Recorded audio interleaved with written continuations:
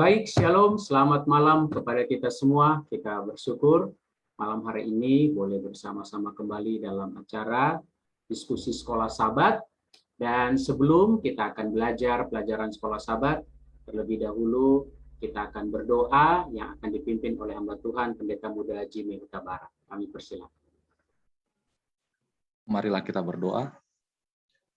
Ya Tuhan Allah, Bapa kami di sorga, terima kasih pada malam hari ini kami dapat dipertemukan kembali melalui tayangan konsep live Facebook, dan kami siap untuk belajar pelajaran sekolah Sabat kami yang ke-12 yang dibawakan oleh pemateri. Biarlah kiranya Engkau berkati kami semuanya pada saat ini yang hendak belajar firman Tuhan melalui sekolah Sabat ini, juga para sahabat konsep yang berada di tempat masing-masing.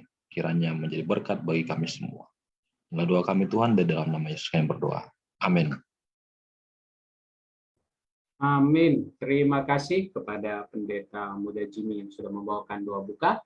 Pada malam hari ini kita akan belajar, melanjutkan pelajaran sekolah Sabat kita sepanjang minggu ini tentang Nabi yang gelisah.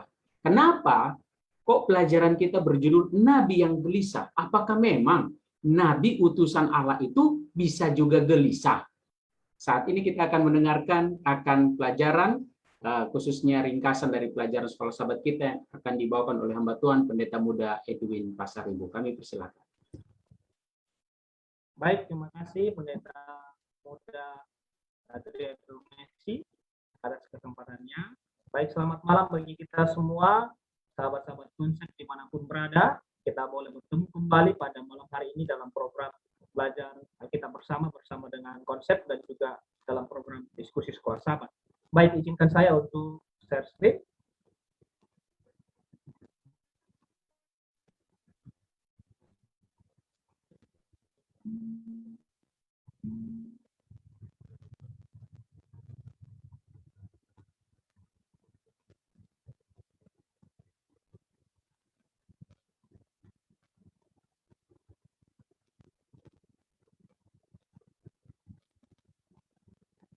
Baik, apakah sudah terlihat screen saya, Pendeta Muda Adrian? Ya, mudah, siap, sudah, silakan. Oke. Baik, judul pelajaran kita sepanjang satu minggu ini atau satu pekan ini, kita sudah tiba dalam pelajaran yang ke-12, yaitu Nabi yang gelisah. Nah, ringkasan pelajaran sekolah Sabat ini saya ambil sebagian besar dari ringkasan pelajaran sekolah Sabat yang disusun oleh Pendeta Pardusi. Baik, ayat hafalannya terdapat di dalam Yunus 4 ayat yang ke-11. Demikian firman. Bagaimana tidak aku akan sayang kepada Niniwe, kota yang besar itu, yang berpenduduk lebih dari 120.000 orang, yang semuanya tak tahu membedakan tangan kanan dari dengan ternaknya yang banyak. Inilah sebagai ayat hafalan pelajaran kita sepanjang satu pekan ini. Nah, kita mulai dari pelajaran hari Sabat petang, di mana kita lihat Yunus adalah seorang nabi yang dipanggil oleh Allah, namun dia lari dari panggilan Allah. Yunus dibujuk oleh Tuhan melalui peristiwa ajaib di laut. Yunus akhirnya menurut bujukan Tuhan. Dia pergi ke kota Niniwe walaupun tidak sepenuh hati. Tetapi karena ketidaksepenuhan hatinya, hasil pekerjaannya justru membawa satu persungutan dalam dirinya kepada Tuhan. Yunus menjadi contoh seorang yang tidak tenang, tidak damai, bahkan sampai meminta Tuhan untuk mencabut nyawanya hanya karena Tuhan menyelamatkan penduduk kota Niniwe yang bertobat. Jadi kalau kita lihat dari cerita Yunus ini, seorang nabi yang aneh sebenarnya. Yunus menggambarkan seorang yang sangat membutuhkan istirahat dalam Yesus. Dia menolak misi Tuhan, ikut misi Tuhan, tapi tidak gembira dengan keputusan Tuhan untuk menyelamatkan musuh Israel, musuh Yunus juga. Jadi, kalau kita lihat dari pendahuluan sekolah Sabat kita pada hari Sabat atau satu pekan ini, kita lihat seorang nabi yang memang bertolak belakang dengan misi Tuhan, bahwa Tuhan menginginkan semua orang selamat, dan itulah misi Tuhan. Tapi Yunus tidak, berbeda. Baik, kita pelajari satu persatu dalam pelajaran kita pada sepanjang satu pekan ini. Yang pertama adalah pelajaran hari Minggu.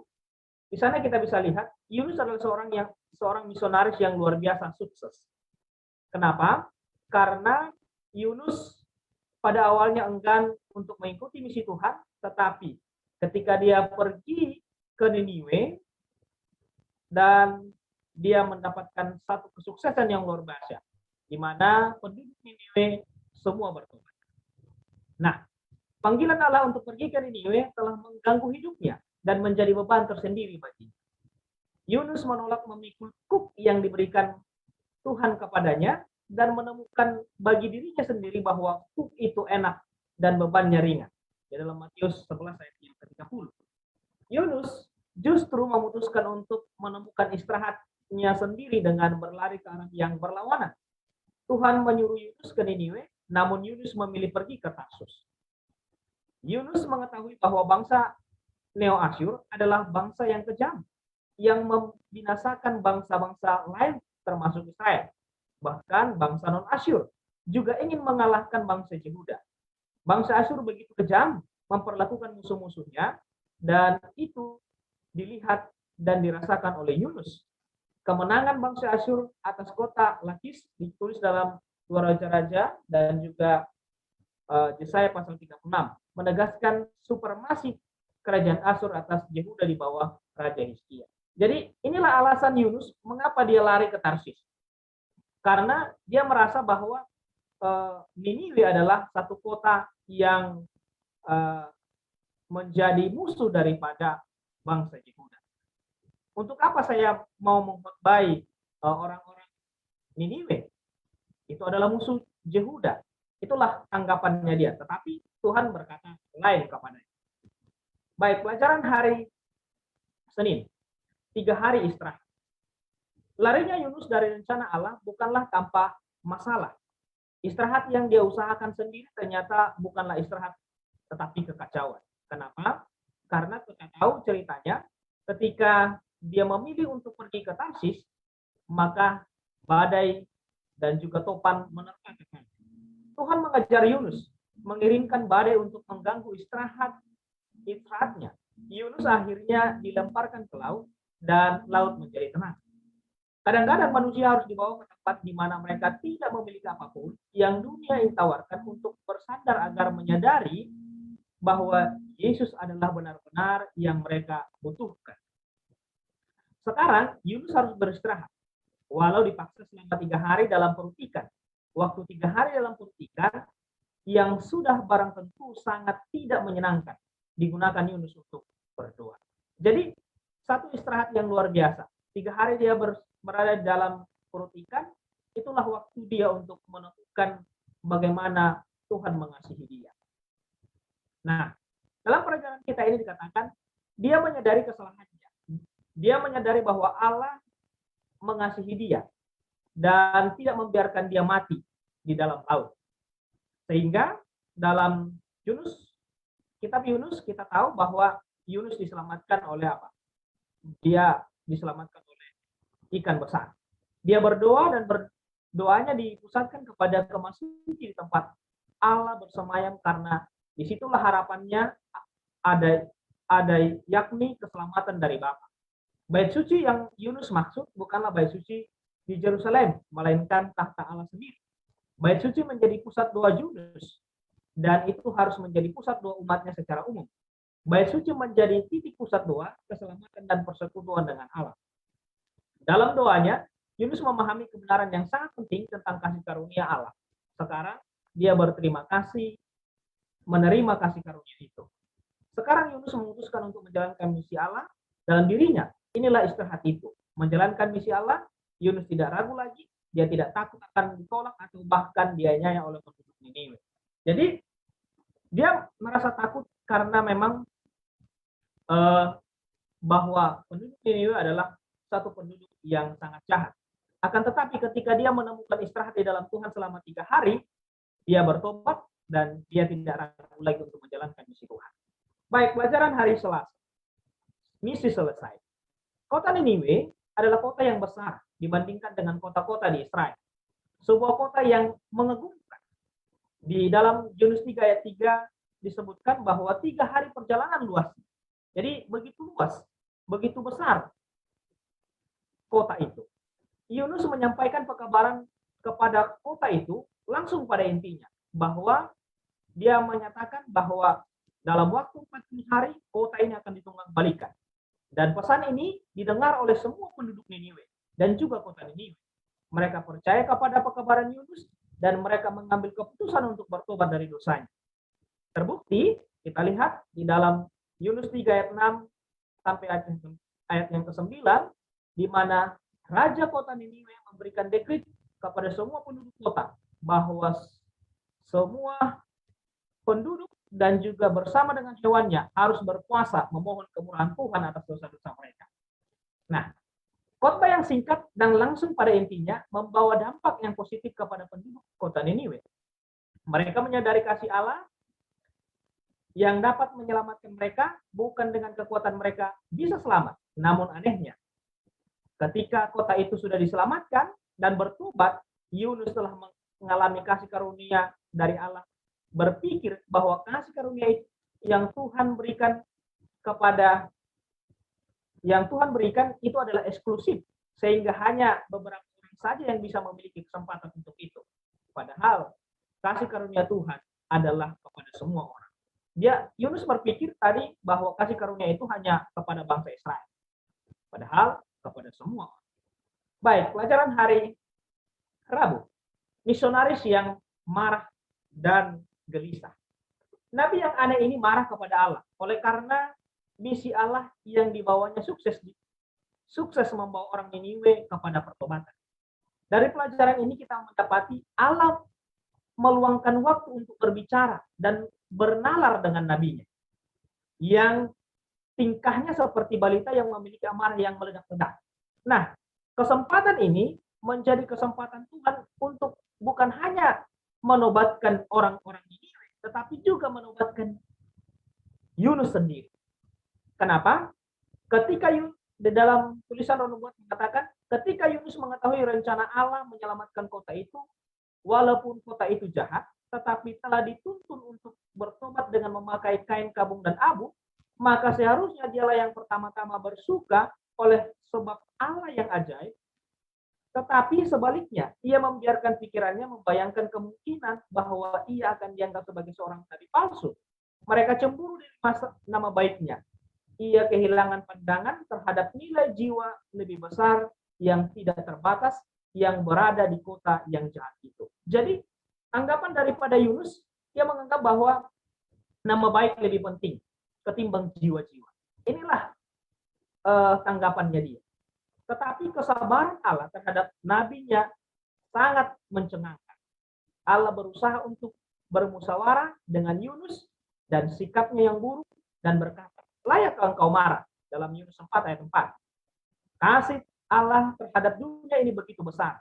Dibuktikan dengan Yesus mati di kayu salib dan menyelamatkan orang Niniwe yang bertobat. Di dalam Yohanes 3 ayat 16 dan Yunus 4 ayat 11 sebagai ayat kita pada pelajaran kita ini.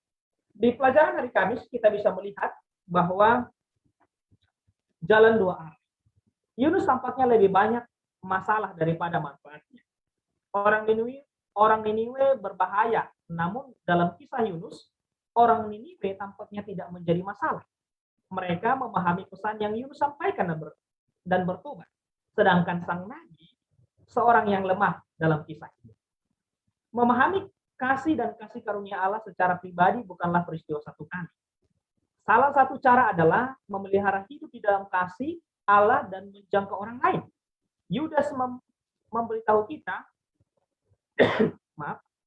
Yudas memberitahu kita bahwa belas kasihan dan menyelamatkan orang lain adalah bukti kita memelihara hidup kita dalam kasih Allah. Dalam Yudas 24, Allah memanggil Yunus untuk pergi ke Niniwe untuk menyadarkan nabinya bagaimana mengasihi sebagaimana Allah mengasihi. Allah juga memanggil Yunus untuk pergi ke Niniwe karena Allah mengasihi orang Niniwe dan menginginkan mereka di kerajaannya. Tetapi Allah juga memanggil Yunus karena Allah mengasihi Yunus. Dia ingin Yunus bertumbuh dan menjadi lebih seperti Dia saat mereka bekerja bersama. Dan Allah juga ingin menemukan istirahat sejati yang datang hanya dengan berada dalam hubungan yang menyelamatkan dengannya, dan dengan melakukan kehendak Allah yang mencakup, menjangkau orang lain, dan mengarahkan mereka kepada iman dan harapan kepada Yesus. Jadi tujuan daripada pelajaran kita pada pelajaran hari Kamis ini dalam dua arah ini adalah mengajarkan kepada orang-orang Niniwe dan juga mengajarkan kepada Yunus kasih Allah. Dan kasih Allah itu adalah bentuk tindakan, menjangkau orang. Untuk apa? Datang kepada Yesus dan beriman kepada Yesus. Baik, kesimpulan pelajaran kita pada malam hari ini. Pelajaran dari kisah Yunus mengajarkan kita untuk tidak ragu-ragu dalam menerima panggilan Tuhan, dalam membawa misi kepada orang yang belum percaya akan firman. Itu yang pertama. Yang kedua, Tuhan akan memperlengkapi utusannya, dan Tuhan akan menyelamatkan dari kesulitan-kesulitan yang akan menghalangi kita ketika kita mengambil kesempatan untuk mengabarkan Injil. Yang ketiga, Tuhan tidak meninggalkan Yunus saat putus asa, melainkan serentetan kesulitan dan jaminan yang luar biasa.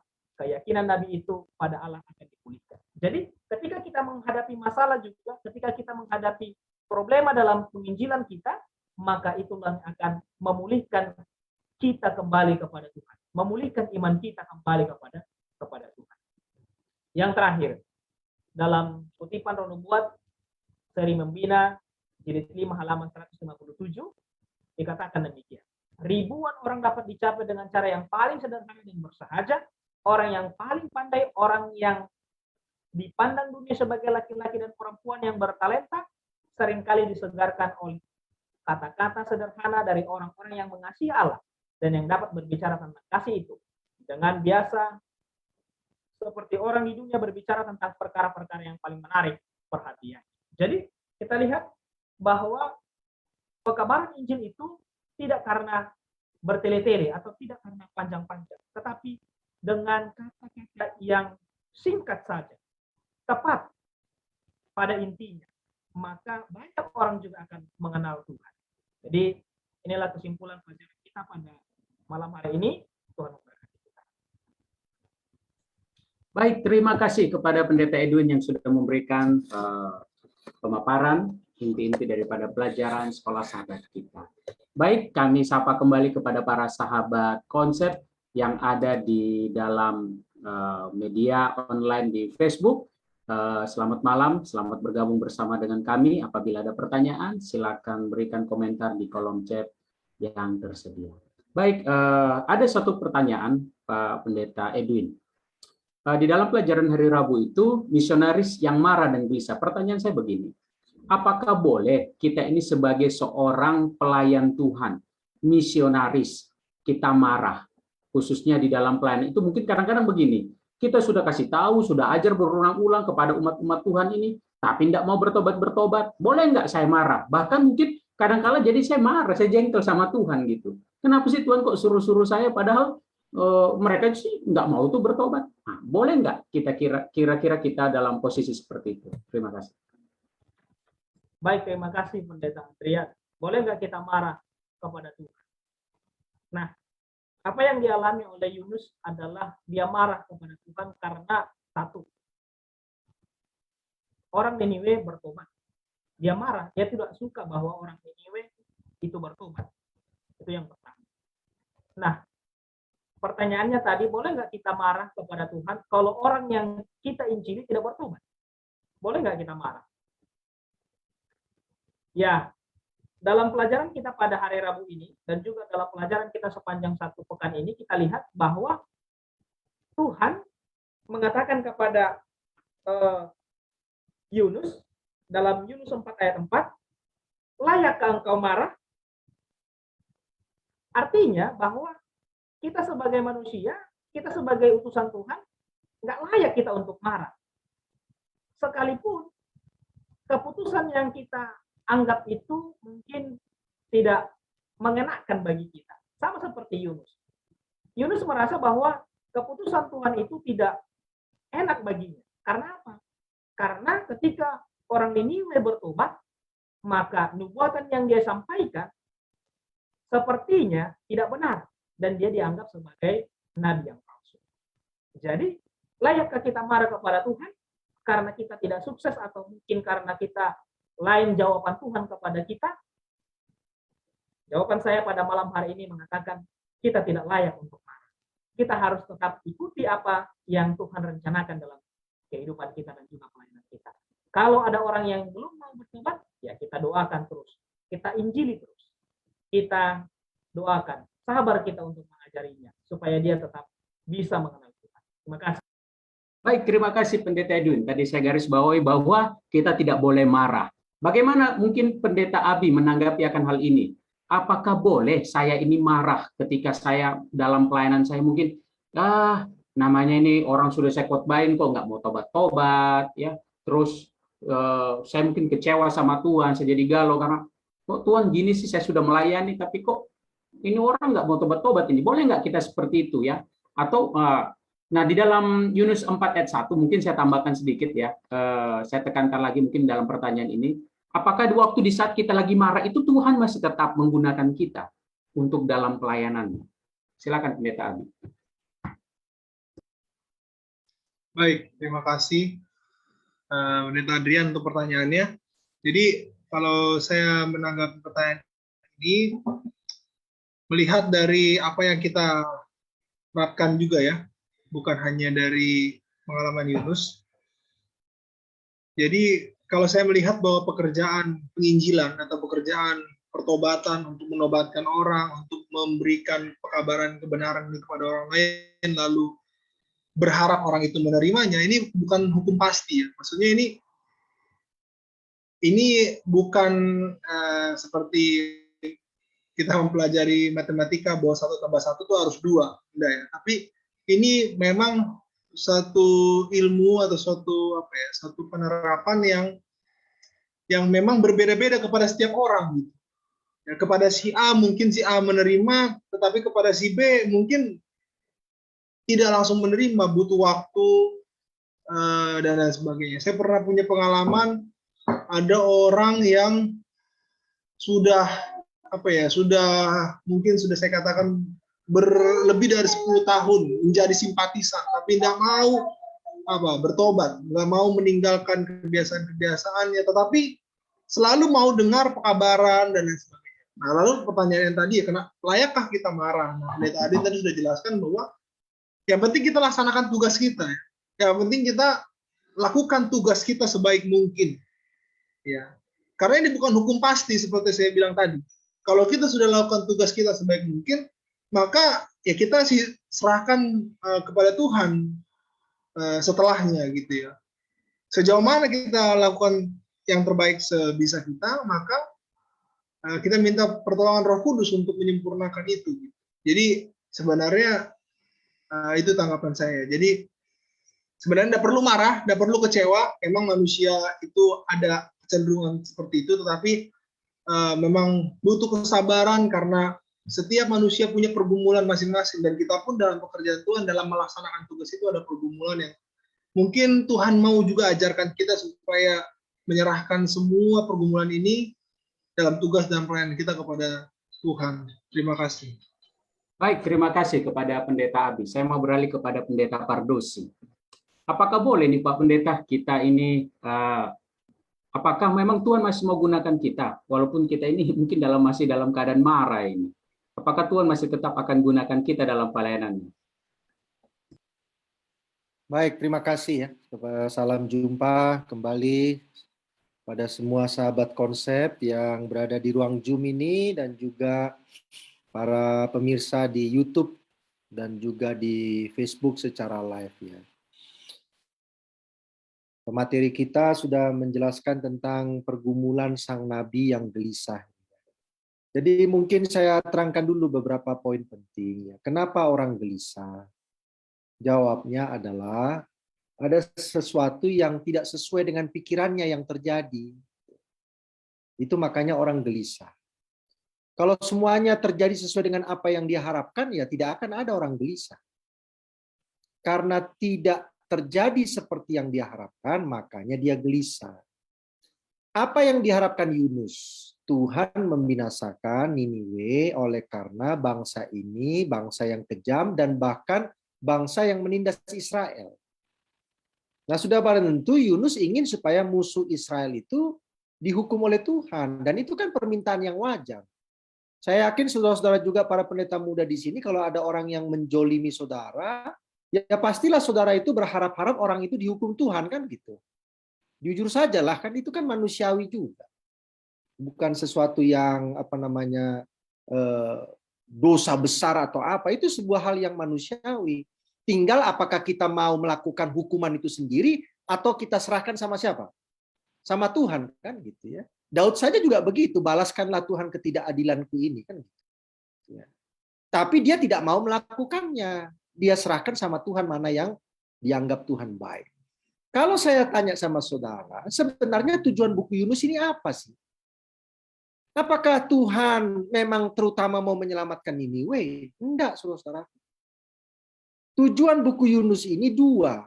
Satu, untuk membantu sang nabi ini memahami bahwa Allah itu juga mengasihi bangsa kafir, bahkan musuh daripada bangsa Israel. Yesus pun katakan demikian, Matius 5 ayat 44. Kasihlah musuhmu dan berdoalah bagi mereka. Allah itu menerbitkan matahari bagi orang yang benar dan orang yang jahat. Nah, Yunus tidak memahami itu. Nah, itu sebabnya Tuhan mau menolong sang nabi untuk memahami itu. Yang kedua, sang nabi dan Israel ini sudah tidak memahami lagi misi mereka sebagai bangsa pilihan. Apa misi Israel sebagai bangsa pilihan? Pergi membawa kabar keselamatan ini kepada orang lain, bahkan kepada musuh mereka sendiri.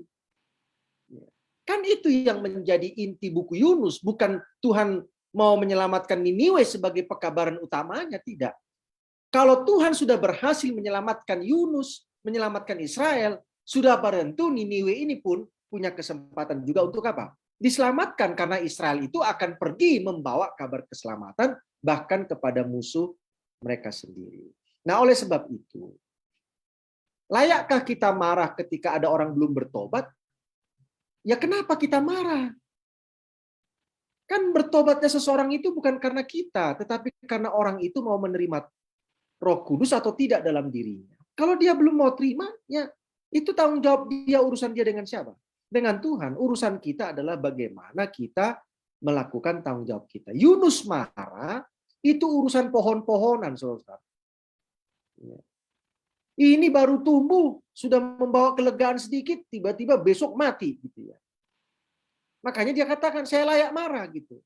Lalu Tuhan jawab, yang tumbuhkan ini pohon siapa? Kan saya.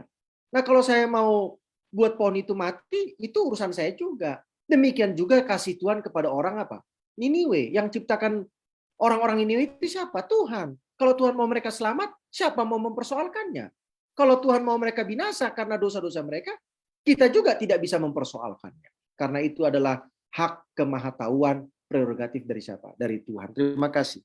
Baik, terima kasih kepada Pendeta Pardosi yang telah memberikan akan tanggapan dari pertanyaan-pertanyaan. Kita langsung beralih kepada pertanyaan kedua, yang selanjutnya adalah di sini ada yang masuk mengatakan pelajaran sekolah Sabat mengatakan bahwa konsep beristirahat Yunus saat dia ada di perut ikan. Ya, jadi waktu di perut ikan itulah dia beristirahat ya. Nah, pertanyaannya adalah kenapa dia harus 3 hari di dalam perut ikan? Nah, ini bagaimana ini menghubungkan ini masalah 3 hari sebelum nanti khususnya nanti ada Pendeta Dwi yang akan menanggapi. Saya mau dulu Pendeta Edwin. Baik, terima kasih atas pertanyaannya. Kenapa harus 3 hari dia berada di perut ikan? Baik, kalau kita baca di dalam Matius pasal 12 ayat yang ke-40, sebab seperti Yunus tinggal di dalam perut ikan 3 hari 3 malam, demikian juga kan anak manusia akan tinggal di dalam rahim bumi 3 hari 3 malam. Ini gambaran daripada bagaimana Yesus berada di perut bumi selama 3 hari. Dan gambaran daripada bagaimana Tuhan itu menyelamatkan Yunus dari kematian. Kalau kita baca kitab Yunus, bahwa di Yunus pasal 3 itu ketika Yunus berdoa, di Yunus pasal 2 ketika Yunus berdoa, Di sana dikatakan bahwa aku dibuang ke dunia apa? Dunia yang paling dalam, yaitu lautan. Dia katakan. Berarti dia sudah mati. Harusnya mati. Akan tetapi, dia diselamatkan oleh kasih karunia daripada Yesus sendiri atau Allah sendiri melalui ikan besar itu. Selama 3 hari dia berada di perut ikan dan setelah itu dia dimuntahkan dan akhirnya dia selamat. Terima kasih karunia daripada Tuhan. Mungkin itu. Terima kasih. Baik, terima kasih. Bagaimana Pendeta Dwi menanggapi akan pertanyaan tadi? Kami persilakan. Ya,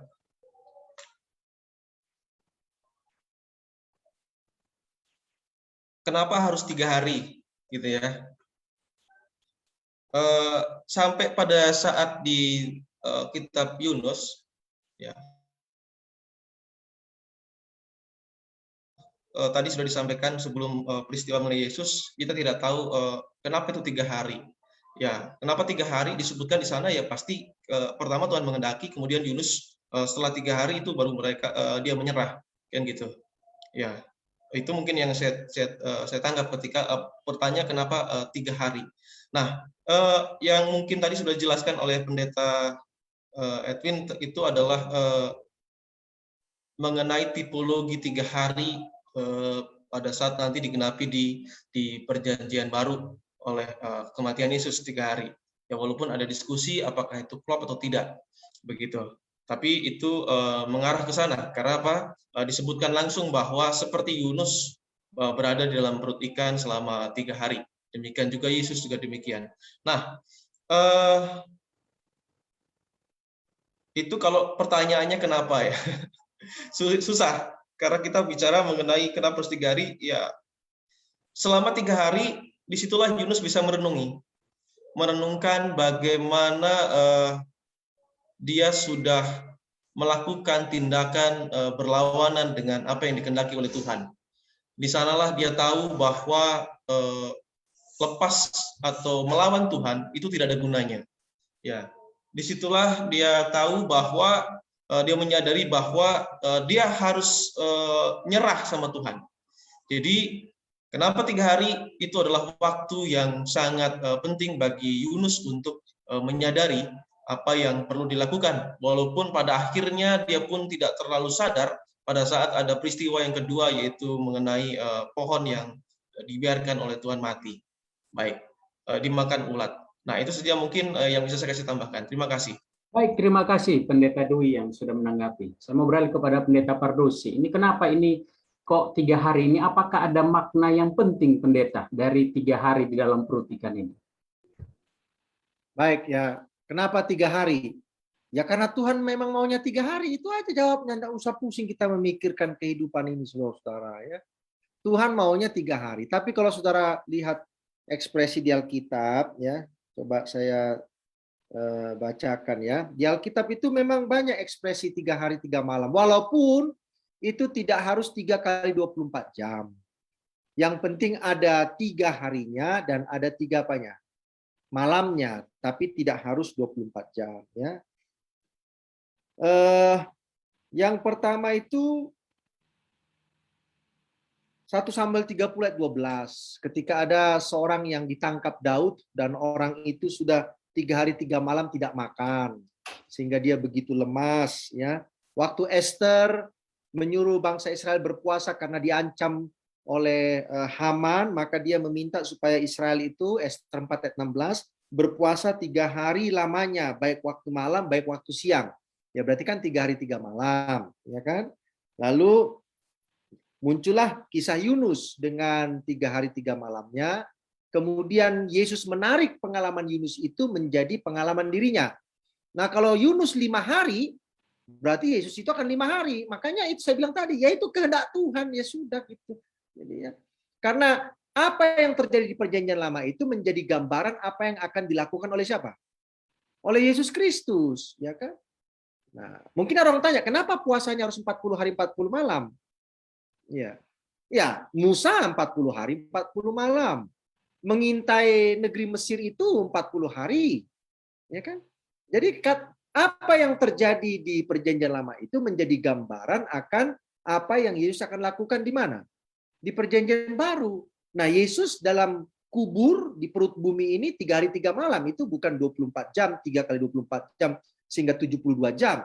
Yesus itu tidak ada di dalam kubur selama 72 jam. Tetapi 3 hari 3 malam, itulah sejak Yesus berada di mana? Di Taman Getsemani itu. Karena dia tidak ada lagi solusi untuk keluar dari kematian itu. Karena sorga pun tidak memberikan solusi selain apa? Tetap mati di mana?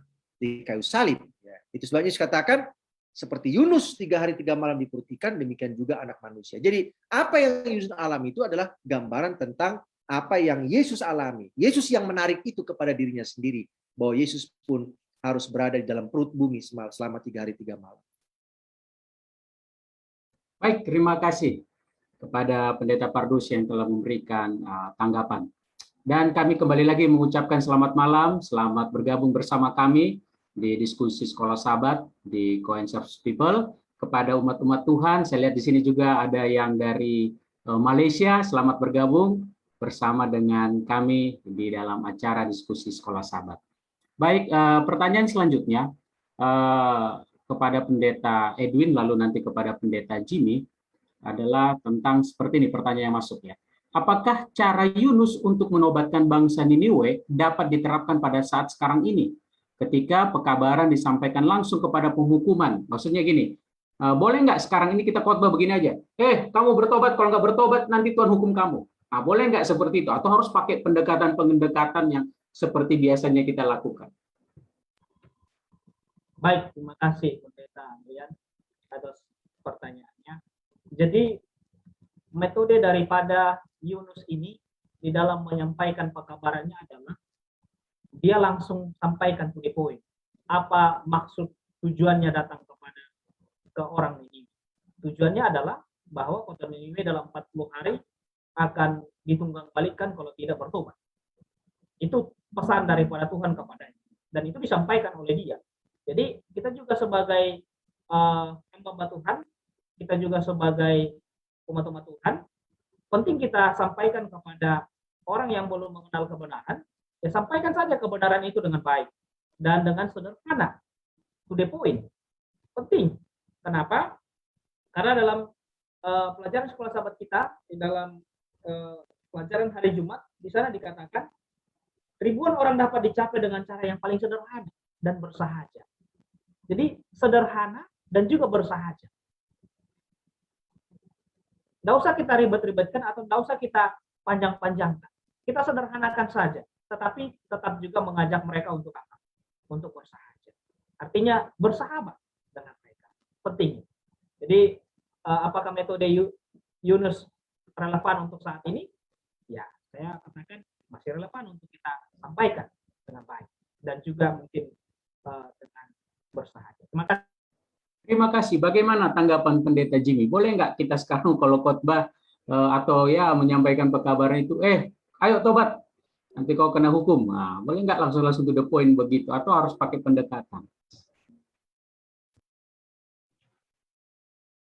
Iya, baik. Terima kasih ya untuk pertanyaannya.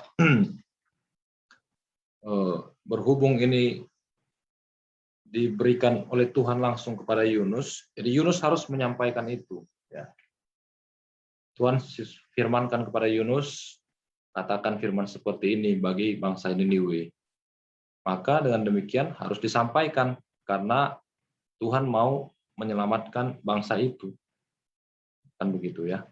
Nah, jadi kalau kita di zaman sekarang merasa bahwa kita pun dipakai Tuhan untuk menobatkan satu tempat contohnya, ya boleh jadi seperti ini juga bisa kita sampaikan ya kepada orang-orang yang ada di tempat itu. Berarti kita pun sudah harus siap mati sebenarnya.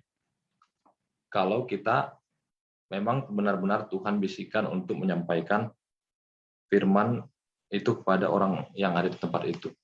Ya, jadi masih memungkinkan kalau saya rasa ya seperti ini di zaman sekarang. Kalau memang ada satu tempat yang kita digunakan Tuhan langsung seperti Yunus mengabarkan kabar kepada mereka. Tetapi kan sekarang ini kita paling banyak ya di gereja ya, di gereja, lalu kemudian berkorban KKR dan lain-lain. Nah, itu kan bisa saja kita tidak digunakan secara langsung untuk pertobatan massal seperti Niniwe. Nah, apa yang kita lakukan? Ya tidak usah dengan cara seperti itu ya. Kita sampaikan saja firman Tuhan, tetapi tidak dengan cara mengancam-ancam ya. Itu mungkin tanggapan saya. Terima kasih. Baik, terima kasih kepada Pendeta Jibi. Bagaimana Pendeta Pardosi mengenai tentang hal ini? Apakah masih relevan kita menyampaikan khotbah di saat ini langsung to the point aja kepada penghukumannya?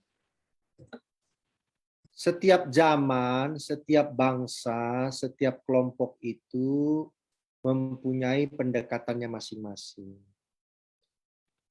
Bangsa Niniwe ini sudah berinteraksi bolak-balik dengan Israel. Nah, sebenarnya khotbah Yunus ini kan interpretasinya bisa rame, saudara.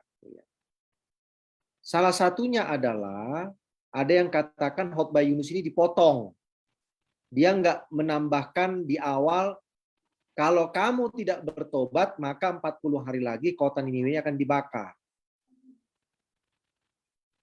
Atau yang kedua, orang Niniwe ini sebenarnya sudah pasrah, tapi paling tidak, kalaupun dihukum Tuhan, tapi mereka sebelum dihukum bertobat, siapa tahu katanya ya. Coba baca Yunus pasal yang ke-3 ayat yang ke-9.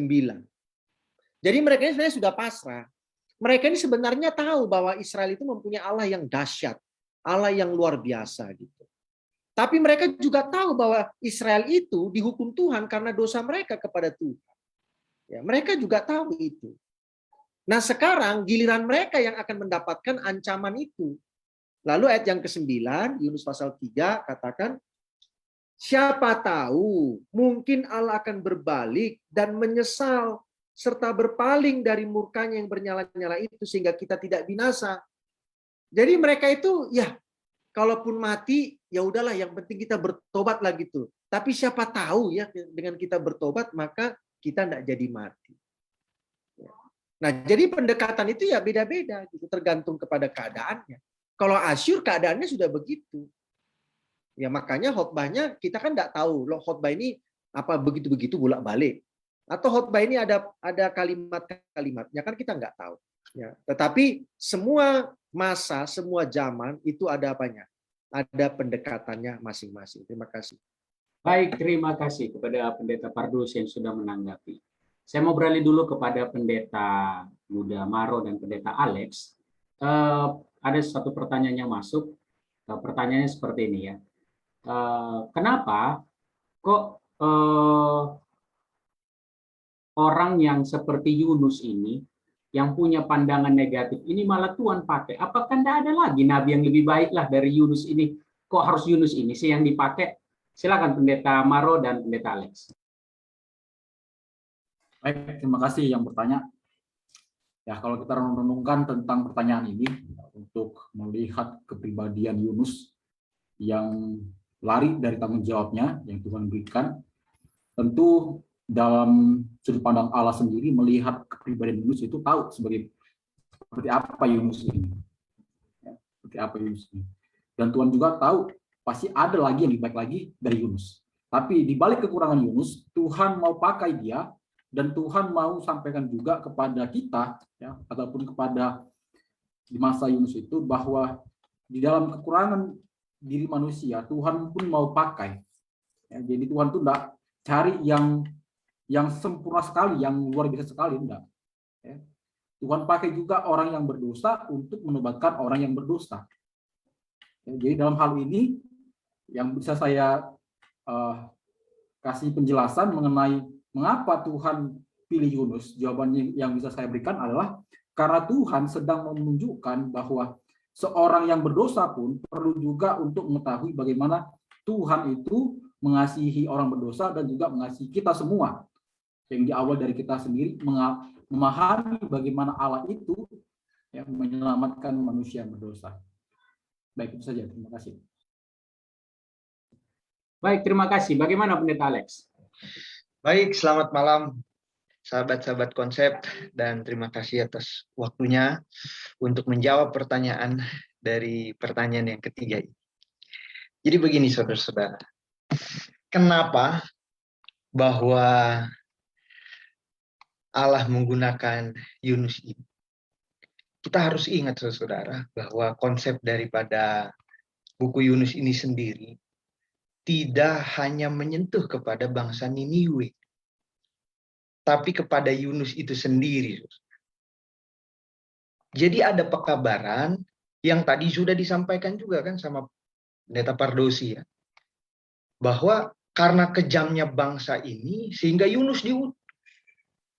Jadi kenapa Yunus harus menjadi orang yang dipakai oleh Tuhan ke Niniwe ini? Ada pekabaran khusus buat Yunus itu sendiri, saudara. Nah, ini yang penting bagi kita. Yunus yang punya cara pandang negatif ya karena dia takut itu sendiri. Kayak saya lah contoh. Kadang-kadang ketika kita ditempatkan ke dalam satu wilayah, munafik bagi kita kalau misalkan di wilayah itu memang sedang mencekam. Pasti saudara pun nggak akan mau ke sana, betul? Ya itulah peristiwa Yunus ini seperti yang kita alami begitu. Dengan kategori ketika kita masuk ke dalam satu daerah dan itu mencekam, saudara kan buru-buru seperti, aduh apakah ini benar Tuhan? Saudara mungkin, ya udahlah Tuhan di pinggir-pinggirnya saja lah, jangan di tengah, kan begitu ya. Nah begitu juga lah peristiwanya Yunus ini. Karena kejamnya bangsa itu, saudara bisa bayangkan, kejamnya bangsa itu, sehingga dia mengutus Yunus ke sana, Yunus pun respon manusiawinya takut. Saya nggak tahu bagi saudara mungkin pernah pergi ke pedalaman yang situasinya mencekam. Saya yakin percaya, apalagi saudara punya istri, punya anak. Dalam konsep pelayanan ya, dalam konsep pelayanan. Pasti kita memikirkan hal yang lain. Nah dalam hal ini, Yunus juga memikirkan dirinya, merasa dia tidak sanggup. Nah jadi aspek dari Sekolah Sabat kita mengangkat ceritanya Yunus. Kenapa Yunus yang dipakai? Tuhan mau menyelamatkan Yunus. Kenapa? Supaya Tuhan menyadarkan Yunus bahwa dia itu pembawa misi. Nah, kita tahu juga pelajaran Sekolah Sabat menerangkan lebih dalam bahwa Yunus ini tidak tahu konsep bagaimana dia itu si pembawa misi. Karena dia terlalu khawatir dengan hal itu, dengan kekacauan yang terjadi di Niniwe. Nah, pelajarannya penting bagi kita, saudara. Apalagi dalam proses penggembalaan kita. Saudaraku yang terkasih dalam Tuhan, ini komitmen kita. Ketika kita sudah diutus kemanapun, walaupun itu terlihatnya mencekam, ataupun terlihatnya sulit, ladang pelayanan yang kita dapatkan dari pimpinan kita, maju saja. Tuhan punya cara sendiri untuk menyelamatkan saudara. Barangkali ketika saudara di tempat itu, saudara lebih rohani, saudara lebih berhikmat, saudara lebih diberikan kuasa sama Tuhan, itu juga menjadi keuntungan bagi saudara. Dan itu yang didapatkan oleh Yunus, dan hal yang sama didapatkan juga oleh Niniwe. Nah, saya dalam pelajaran Sekolah Sabat kita ini, saya sangat senang bahwa ada dua aspek yang Tuhan sentuh kepada cerita pelajaran Sekolah Sabat kita ini dengan kata gelisah. Nabi itu gelisah. Jadi saya mau tambahkan lagi bahwa yang gelisah itu bukan hanya Nabi, tetapi Niniwe pun gelisah sekiranya mereka tidak diselamatkan. Karena itu penekanannya ada dalam Yunus pasal 3 yang ke-10. Ketika Allah melihat perbuatan mereka itu, yakni bagaimana mereka berbalik dari tingkah lakunya yang jahat, maka menyesallah Allah. Artinya apa? Ada gelisah juga di tengah-tengah bangsa Niniwe. Artinya ketika saudara masih gelisah dalam proses keselamatan Tuhan, berdoa banyak supaya kita ini melakukan kehendak Tuhan dan Tuhan akan menyelamatkan kita. Kalau kita merasa diri kita, oh saya sudah diselamatkan, maka saudara tidak akan mendapatkan keselamatan lagi karena ada sifat sombong di sana. Nah, oleh karena itu dengan segala kerendahan hati, mari kita belajar dari pelajaran Sekolah Sabat kita ini. Nabi yang gelisah ini bukan perspektif yang negatif, tapi bagaimana bergumul dengan hal rohani dalam keselamatan. Ini yang penting bagi umat-umat Kristen. Saudaraku yang terkasih dalam Tuhan, panggilannya adalah mari kita bertobat supaya Tuhan berkenan atas kita. Tuhan memberkati. Baik, terima kasih Pendeta Alex ya. Tapi saya yakin Pendeta Alex ini bukan di tempat yang mencekam ya. Jadi tidak masalah buat Pendeta Alex ya. Apalagi belum punya anak istri. Saya yakin walaupun tempat itu mencekam, Pendeta Alex siap untuk mengabarkan akan pekabaran Injil itu. Nah, Saya mau beralih dulu ke Pendeta Pardosi untuk tadi ada pertanyaan yang masuk. Kenapa Tuhan gunakan orang yang negatif seperti Yunus ini? Apakah tidak ada lagi orang yang lain? Dan boleh mungkin sekalian dengan closing statement karena kita juga sudah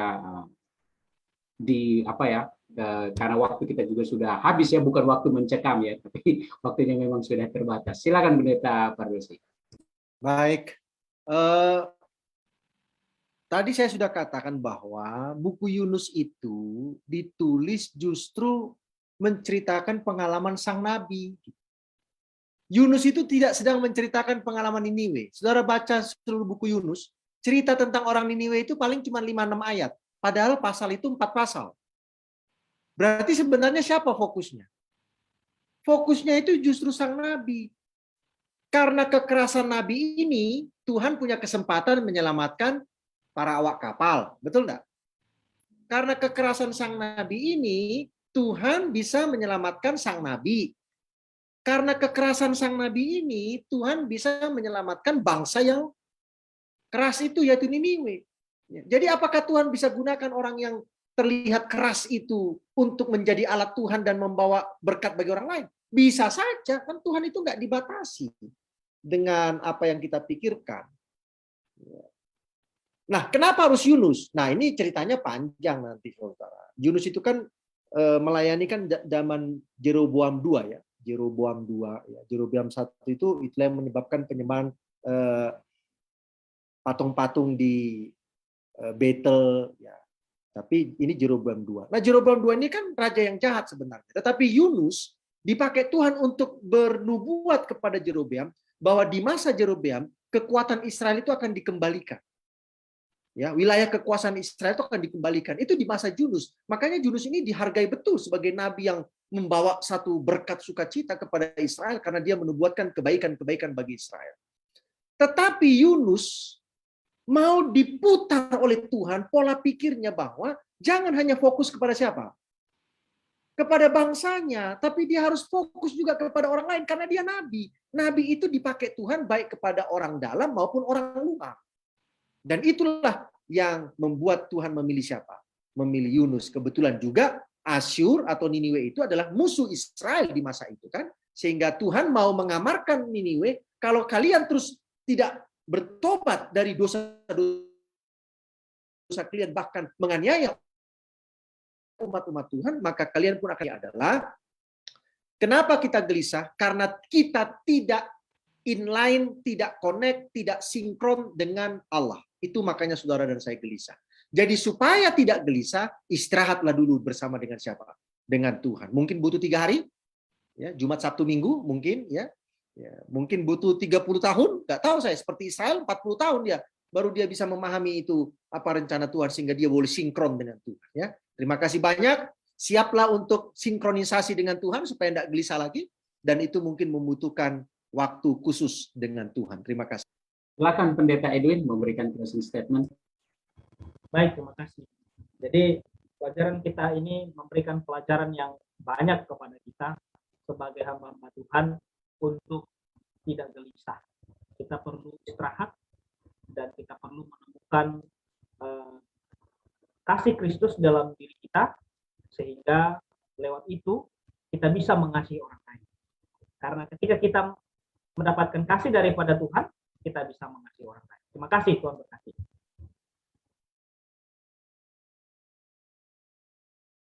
Baik, terima kasih Pendeta Edwin untuk closing statement-nya. Saat ini kita akan menutup akan acara diskusi sekolah sahabat kita. Saya minta kesediaan dari Pendeta Muda Jeremy Hutaljulu untuk boleh pimpin kita di dalam doa. Mari kita berdoa.